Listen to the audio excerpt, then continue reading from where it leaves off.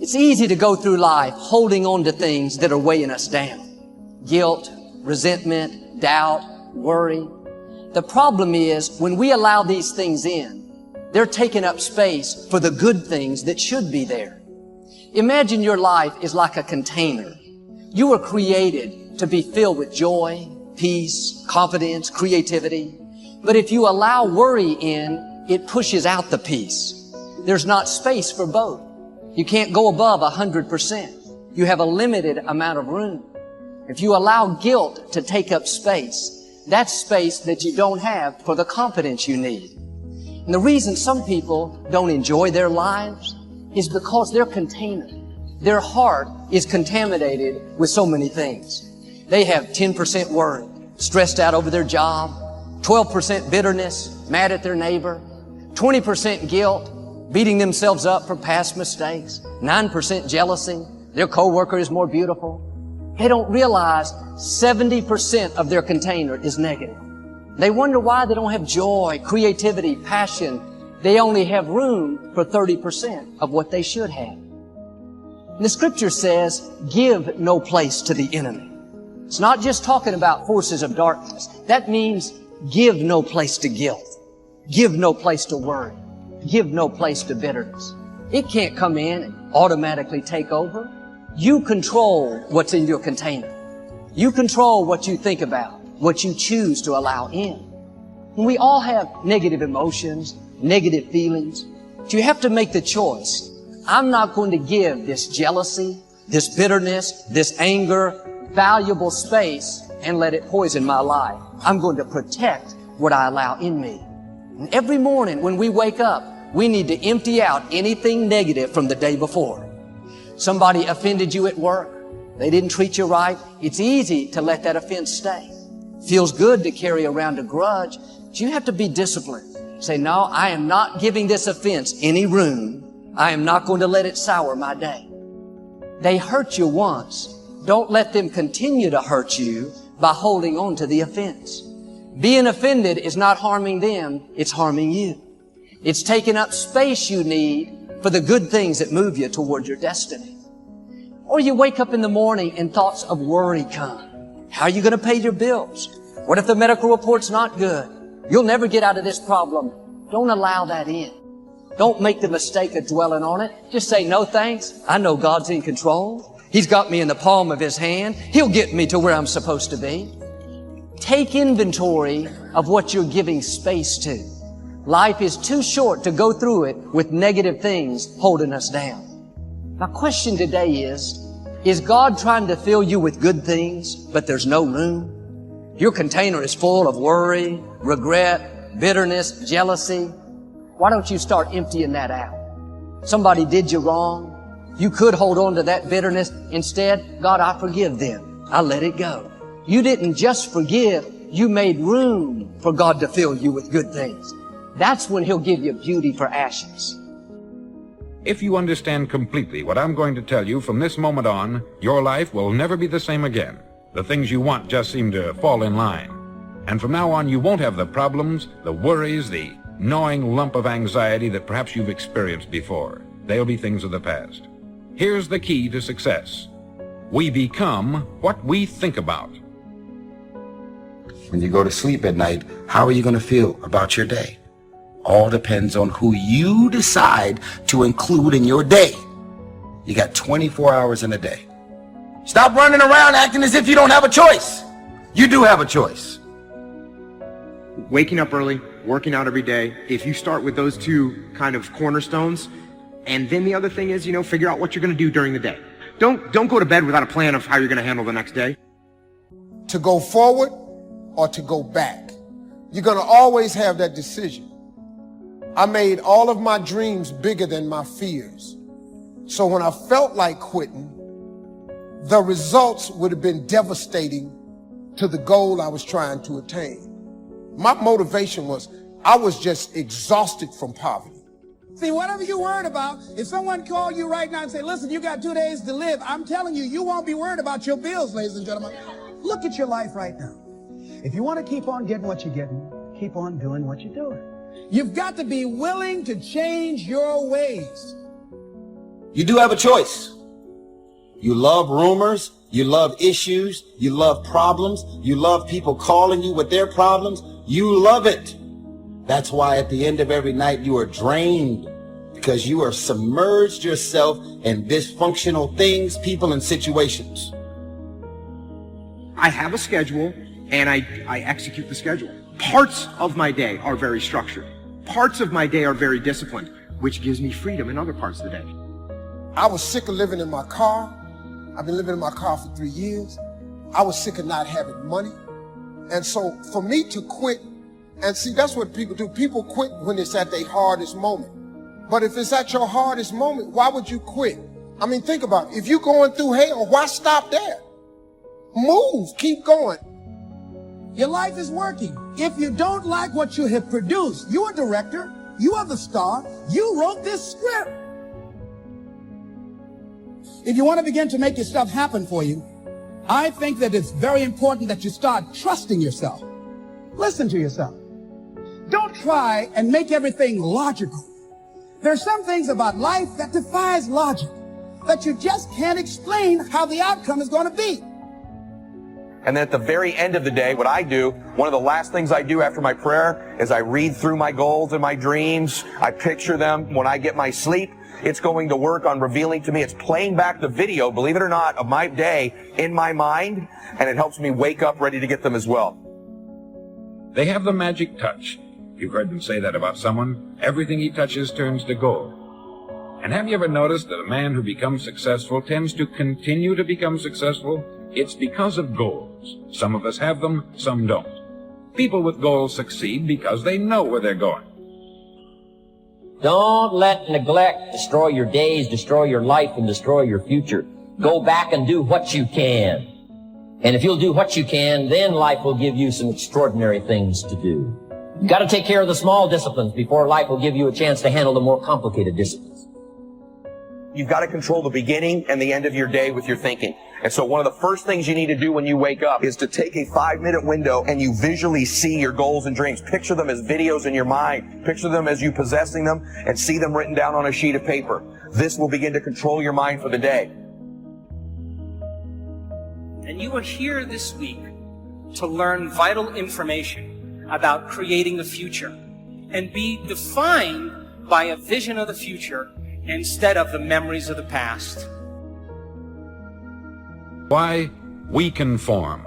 And the trouble is that we're acting like the wrong percentage group, the 95% who don't succeed. These people believe that their lives are shaped by circumstances, by things that happen to them, by exterior forces. They're outer-directed people. A habit is something you do without giving it any conscious thought. And you know that most people live by habit. They don't think. The late and great Dr. McFarland from down in Kentucky said 2% of the people think, 3% of the people think they think, and he said 95% of the people would rather die than think. The wonderful thing is this: if you do what other successful people do, you eventually get the same result that they do. Most people are broke up until their 40s and 50s. So if you're broke today, you're just one of the gang. The only question is, do you stay there? And the answer is no. If you are not defined by some vision that is bigger than you, and you are not passionate about that vision, then you're left with the old hardware of the past in your brain, and you will be predictable in your life. Now, when I started off in this many years ago, I came from very poor beginnings. I dropped out of high school. I could only get laboring jobs.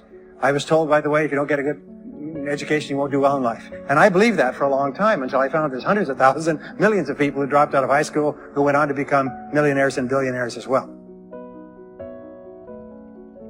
A survey was made one time that covered a lot of men, working men, and these men were asked this question: why do you get up in the morning?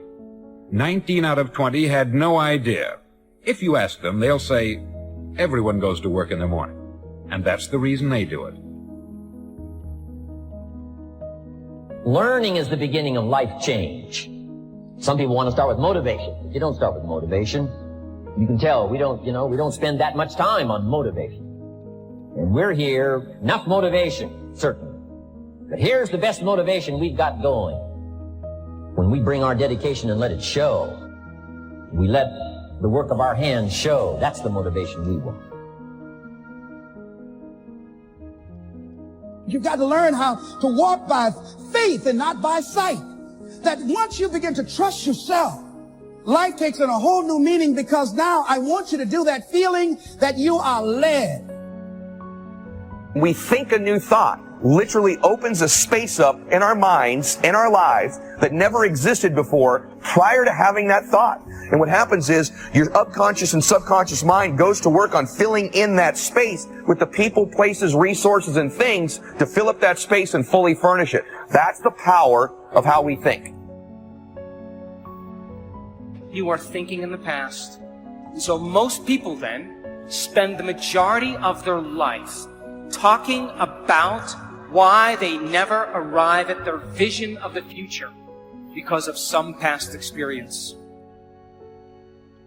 You can exercise them, and you can literally create the start of anything because you are creative. The only thing about a man that is a man is his mind. Everything else you can find in a pig or a horse.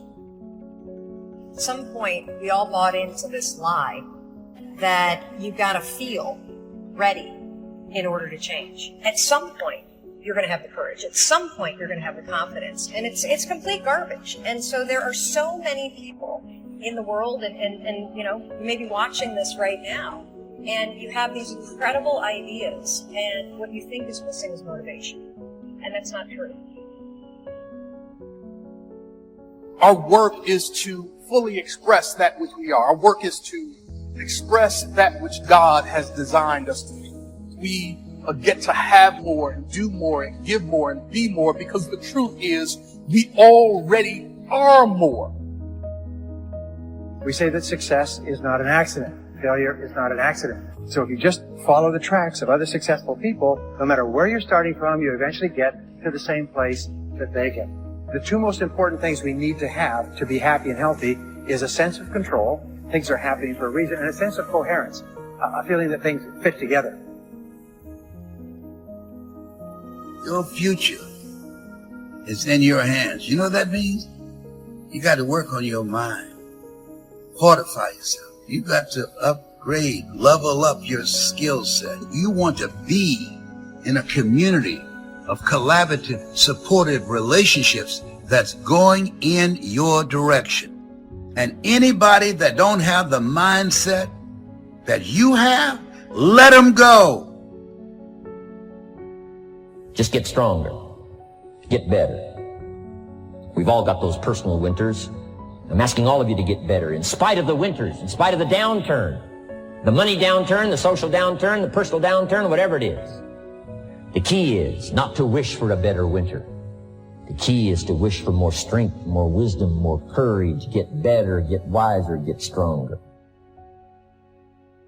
Some of you are having problems with battles of things you're trying to change and you can't change them.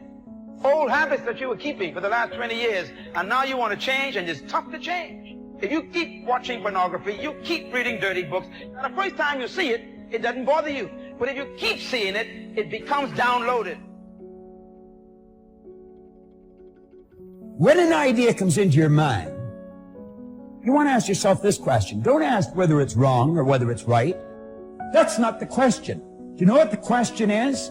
Will that idea take me from where I am and move me in the direction of the star that I'm shooting at? You're never going to feel like it. Motivation's garbage. You only feel motivated to do the things that are easy. Why is it so hard to do the little things that would improve my life? And what I've come to realize, the way that our minds are designed, is our minds are designed to stop you at all costs from doing anything that might hurt you.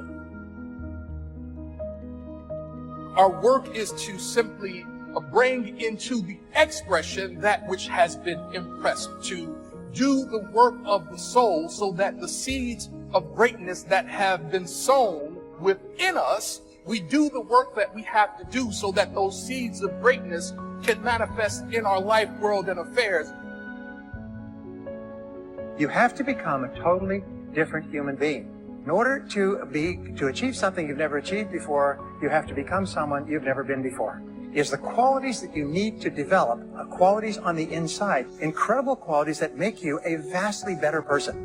Not only better in terms of character, discipline, decision-making, strength, and so on, they make you a far better person. They round out your character in a far better way.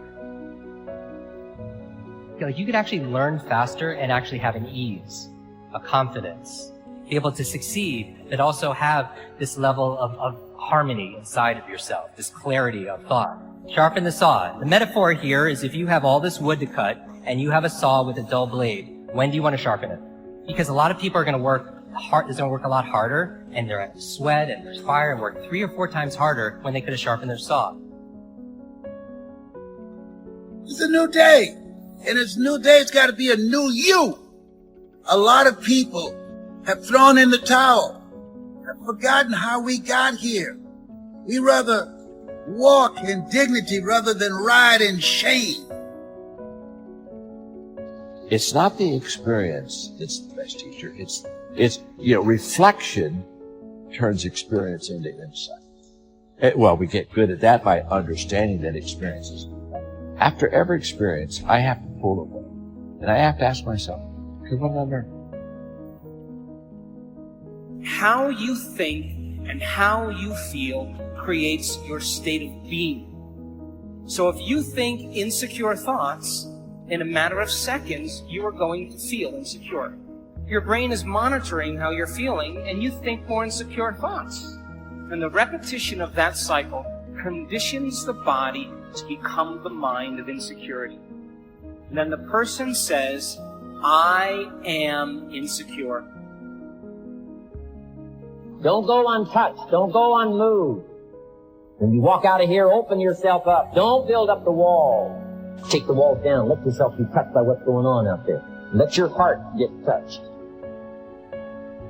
Your life comes down to your decisions. And if you change your decisions, you'll change everything.